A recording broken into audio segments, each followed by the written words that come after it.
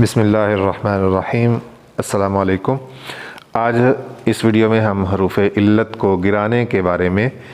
تمام سوالات کے جوابات دیں گے۔ بہت سے سوالات اکٹھے ہوئے ہیں، دوست پوچھتے ہیں کہ حروف علت کن لفظوں کے آخر سے گرانا چاہیے اور کیا درمیان سے بھی گرایا جا سکتا ہے، کسی لفظوں کے درمیان سے بھی حروف علت گرایا جا سکتا ہے یا نہیں، اور پھر کہاں کہاں پر حرف علت گرایا جا سکتا ہے۔ کچھ دوست پوچھتے ہیں کہ ایک مصرعے میں کتنی دفعہ حرف علت گرایا جا سکتا ہے، اور کچھ دوستوں کا سوال یہ ہے کہ کیسے پتہ چلے یہاں پہ حرف علت گرایا گیا ہے یا نہیں گرایا گیا، ہم ایک مصرعے کی تکتی کرتے ہوئے کیسے معلوم کریں۔ آپ کے سارے سوالات کے جواب انشاءاللہ آپ کو اسی ویڈیو میں مل جائیں گے۔ دھیان سے ویڈیو دیکھیے گا، آخر تک دیکھیے گا اور انشاءاللہ مفید گفتگو ہوگی۔ تو حروف علت الف، واو، یہ تین حروف علت ہیں۔ ان کے علاوہ جتنے حروف ہیں حروف تہجی میں، انہیں حروف صحیح کہا جاتا ہے۔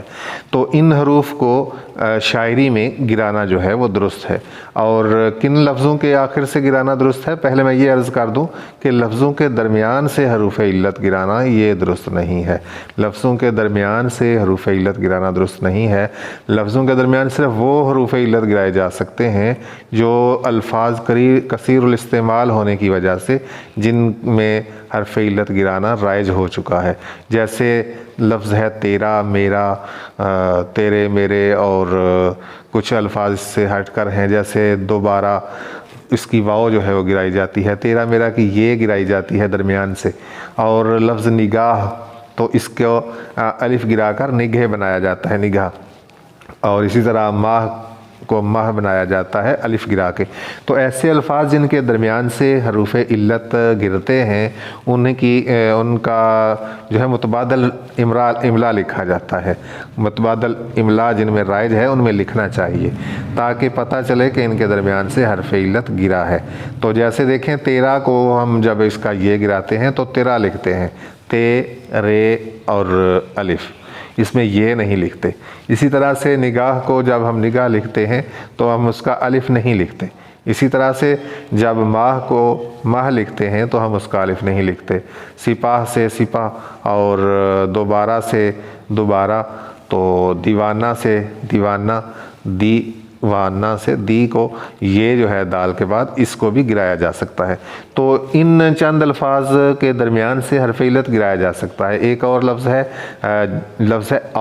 اور جو عطف کے لیے ہے اس کا واو بھی گرایا جا سکتا ہے، اگرچہ یہ واو لین ہے لیکن کثیر الاستعمال ہونے کی وجہ سے اس کا درمیان سے واو گرایا جا سکتا ہے۔ یہ زبانوں میں یہ گنجائش ہوتی ہے کہ جب کسی لفظ کو بار بار پڑھا جاتا ہے، بار بار اس کو دہرایا جاتا ہے، وہ زبان پر سہل ہوتا چلا جاتا ہے۔ جب وہ زبان پر آسان ہوتا ہے تو وہ ایک مختصر دورانیے میں اس کی ادائیگی جو ہے وہ ممکن ہو پاتی ہے۔ جب مختصر دورانیے میں اس کی ادائیگی ہم کر پاتے ہیں تو پھر اس کا مطلب ہے کہ ہم اسے ہجے کوتاہ کے مقابل لا سکتے ہیں۔ ایسے حروف سارے کے سارے ایسے الفاظ جیسے کا، کی، کے، تھا، تھی، تھے، ہے، ہوں، ہو،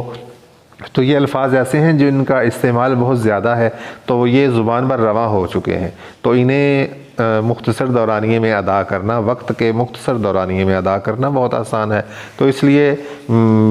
بلا جھجک ان کو ہجے کوتاہ کے مقابل لایا جا سکتا ہے۔ اور ایسے الفاظ جو کثیر الاستعمال نہیں ہیں، اور کے بارے میں بھی میں یہ عرض کرتا ہوں کہ اور جو عطف کے لیے ہے یہ کثیر الاستعمال ہے، تو اس کے درمیان سے واو گرانا درست ہے، اسے ایک ہجے بلند کے مقابل باندھنا درست ہے۔ لیکن جو اور بمعنی مزید کے ہے، جیسے اور سنائیں، آپ کچھ اور لیں گے، یہ یہاں پہ اور جو ہے مزید کے معنی میں ہے، یا منفرد کے معنی میں، جیسے ہم کہتے ہیں آپ کی تو بات ہی اور ہے، تو یہ منفرد کے معنی میں ہے،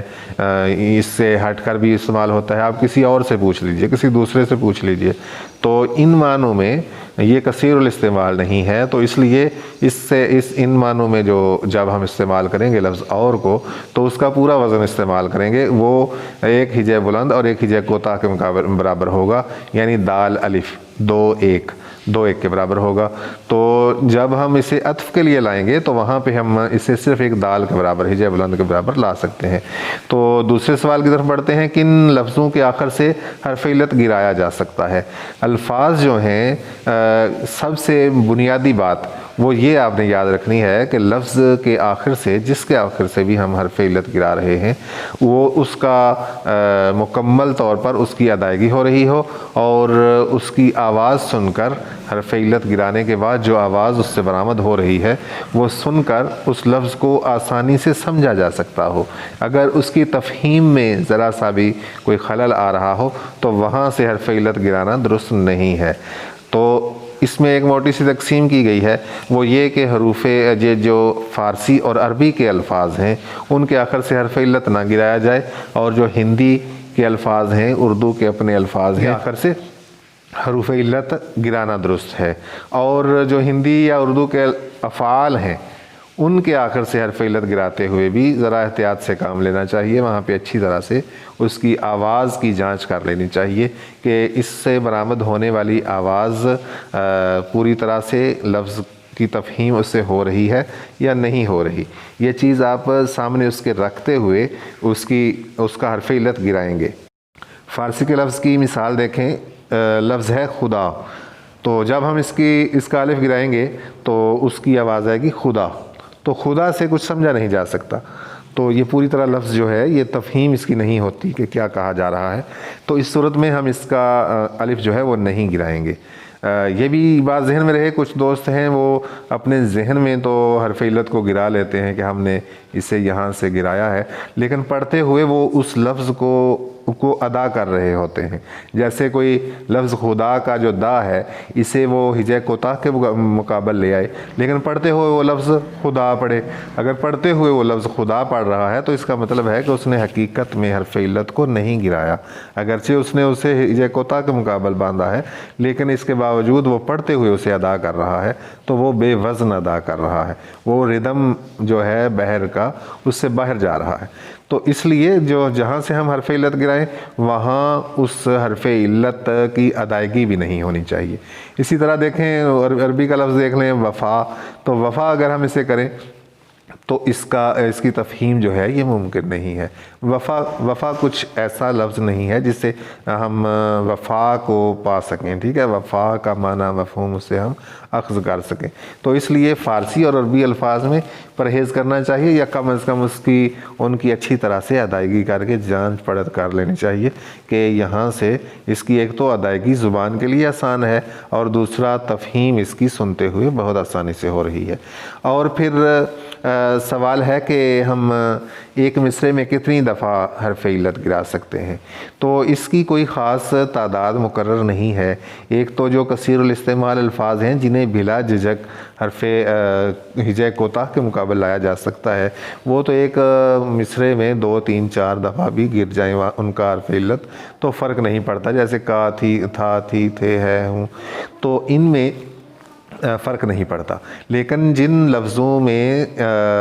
اختیار ہے لیکن مناسب نہیں سمجھا جاتا گرانا، ان میں سے اگر ایک کے آخر میں بھی آپ گرائیں گے تو وہ تھوڑا سا